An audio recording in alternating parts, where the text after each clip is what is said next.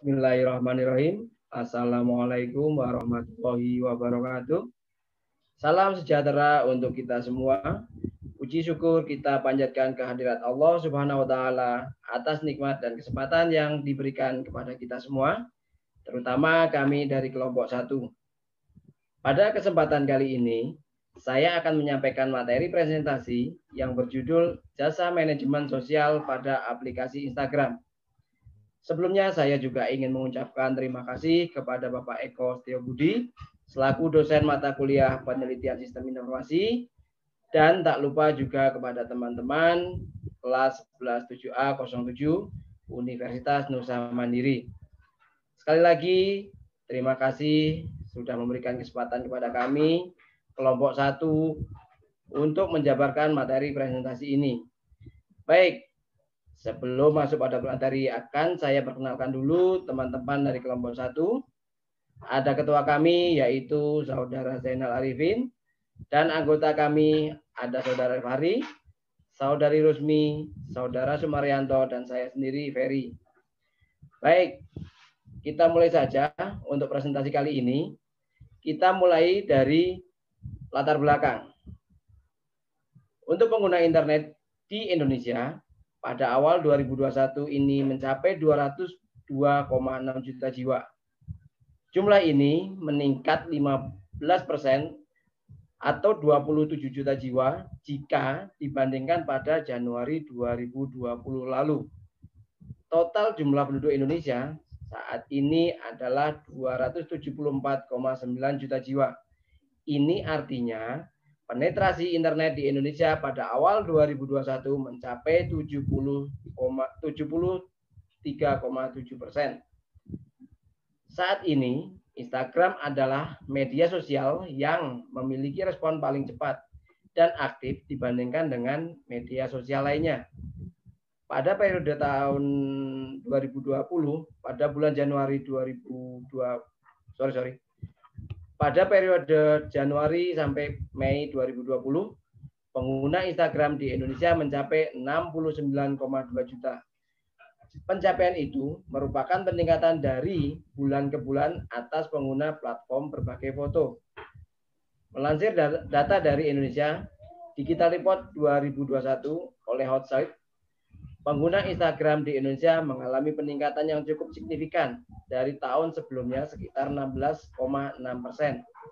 Sehingga presentasi menggunakan Instagram di Indonesia pada awal 2021 mencapai 86,6%. Untuk belanja online, Yayasan Lembaga Konsumen Indonesia atau YLKI mengungkap kalau selama pandemi berlangsung, belanja online yang dilakukan oleh masyarakat mengalami peningkatan.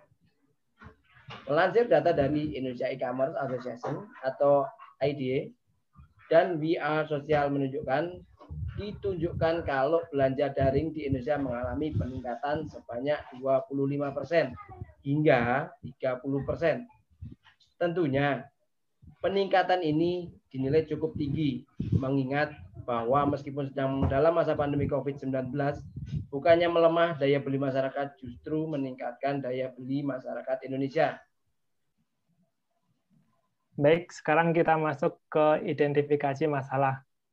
Banyaknya pelaku usaha yang belum menyadari pentingnya mengelola akun media sosial. Sampai saat ini, lebih banyak pelaku usaha yang melakukan transaksi jual-beli melalui marketplace. Padahal pelaku bisnis juga bisa memanfaatkan media sosialnya untuk melakukan usaha. Sulitnya bagi pelaku usaha untuk mengenalkan dan meyakinkan produk usahanya. Karena pengelolaan media sosial yang kurang, pelaku usaha akan sulit untuk mengenalkan produk atau meningkatkan brand awareness terhadap produk yang dipasarkan.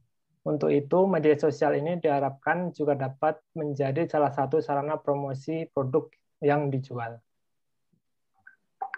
Masih kurangnya tingkat penjualan pelaku usaha melalui media sosial jika dibandingkan dengan penjualan melalui marketplace. Kurang kesadaran masyarakat akan produk yang dipasarkan. Tentunya akan berdampak pada rendahnya angka penjualan melalui media sosial. Untuk selanjutnya, kita masuk ke tujuan. Tujuannya adalah untuk meningkatkan jumlah follower pada akun pelanggan dan pengelolaan dan penyajian laman media sosial yang lebih menarik. Manfaatnya adalah meningkatkan kepercayaan dan loyalitas follower terhadap brand.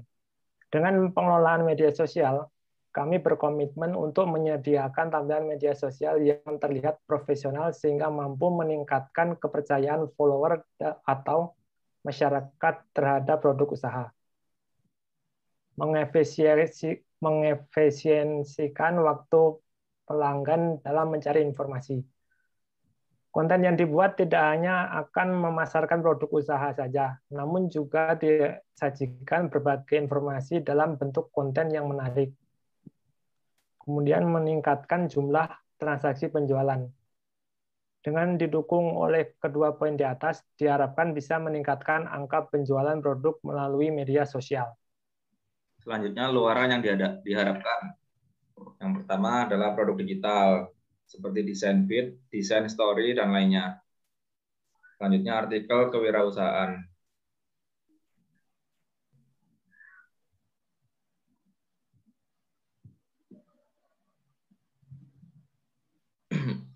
Bisnis ini yang kami tawarkan merupakan konsep pengelolaan akun media sosial. Konsep ini memungkinkan seseorang pelaku bisnis untuk menceritakan produk dan tujuan yang mereka inginkan melalui konten mereka sendiri.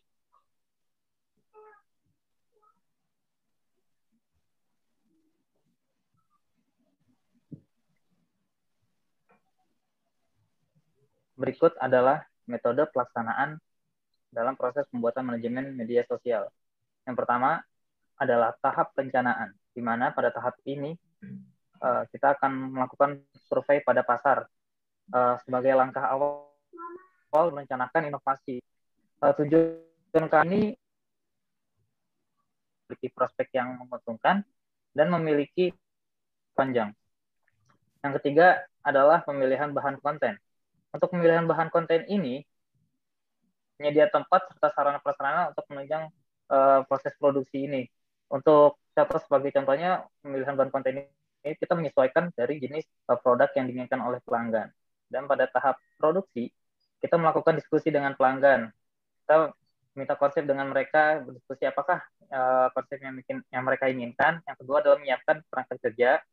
Ketiga adalah membuat desain konten yang sudah kita diskusikan sebelumnya. Lalu kita melakukan review hasil produksi kepada pelanggan, revisi dan finishing, lalu melakukan unggahan atau upload dan publikasi pada media sosial. Dan yang keempat adalah tahap meran. Nah, tahap ini kita akan menjelaskan tentang produk, harga, lokasi, dan promosi. Seperti pada slide berikutnya. Produk digital yang dihasilkan antara lain adalah desain feed yang berbentuk statis atau tidak bergerak, dan juga animasi. Dan yang kedua adalah desain story, di mana kita biasanya memakai story itu untuk ada promo atau ada info-info terbaru, baik itu berbentuk statis maupun animasi. Dan juga kita membuat desain icon highlight, di mana biar kita membuat suatu icon yang menarik pada laman media sosial kita. Untuk harga produk, kita menawarkan ada dua jenis produk. Yang pertama paket light, dan yang kedua paket reguler. Paket light itu senilai Rp600.000, terdiri dari 15 quoted, 6 desain story, 1 revisi per desain. Dan untuk paket reguler adalah paket yang kami unggulkan, yaitu sebesar Rp1,2 juta, yang terdiri dari 30 konten feed, 15 desain story, 4 konten video, 3 kali revisi per desain, free copywriting, dan free jadwal dan admin posting. Selanjutnya diserahkan oleh Mbak Rusmi. Selanjutnya, untuk menghasilkan produk-produk tersebut, tahap berikutnya adalah menentukan anggaran. Karena membuat anggaran adalah salah satu poin penting untuk memulai suatu usaha. Dengan menentukan anggaran yang tepat, maka kita dapat mencapai tujuan, dapat menghemat uang, mampu melacak kemajuan finansial perusahaan, dan yang terpenting perusahaan dapat mengambil keputusan dalam menentukan kebijakan finansial perusahaan dan dapat mengetahui tingkat suatu kemajuan usaha. Untuk nominalnya dalam anggaran biaya bisnis ini adalah 1. Biaya prasarana dan peralatan penunjang senilai Rp1.700.000. Biaya prasarana dan peralatan penunjang ini berupa sewa tempat dan bayar listrik. Kemudian yang kedua adalah biaya bahan habis pakai senilai Rp500.000. Bahan habis pakai adalah contohnya seperti ATK, tinta printer, kertas, dan barang-barang yang habis dipakai dalam kurun waktu tertentu.